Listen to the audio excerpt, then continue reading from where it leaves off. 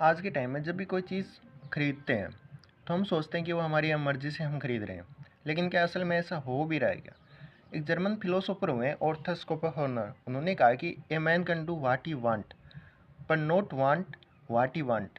हम अपनी मर्ज़ी से जो चाहें वो कर सकते हैं। हमारा जो काम करना है, एक्शन है, वो हमारे हाथ में है, लेकिन हम क्या सोचेंगे वो हमारे हाथ में नहीं है। हमारी चॉइस असल में हमारे हाथ में है ही नहीं। चॉइस धीरे धीरे क्या है, हमने बाहर शिफ्ट कर दी है।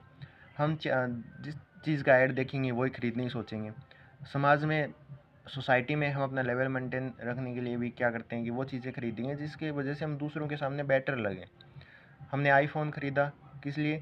कि सारे खरीद रहे हैं और कह रहे हैं कि आईफोन सिंबल है कि तुम रिच हो, तुम ज़्यादा स्मार्ट हो, और इसी वजह से दूसरी चीज़ें खरीद रहे हैं। हम ब्रांडेड चीज़ें खरीदेंगे किसके लिए? कि बाहर की सोसाइटी में हम ज़्यादा फिट बैठ सकें।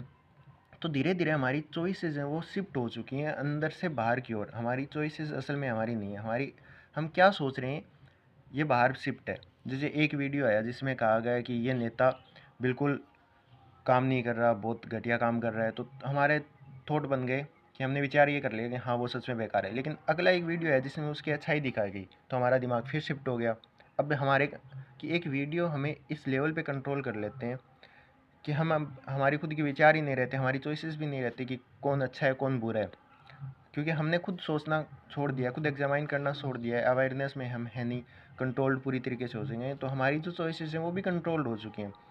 तो अगर हमें हमारी चॉइसेस हमारे हिसाब से करनी है तो हमें खुद सोचना होगा कि जब भी हम कोई चीज़ चॉइस करें तो खुद सोचें कि ये चीज़ मैं चूज़ कर रहा हूँ, ये इंसान को अगर मैं चूज़ कर रहा हूँ तो इसके पीछे कारण क्या है। ये कारण तो नहीं है कि किसी वजह से मैं कर रहा हूँ। जब हमें वो वजह पता लगने लग जाएंगी तो धीरे धीरे हम अपनी चॉइसेस भी खुद बनाना शुरू कर देंगे।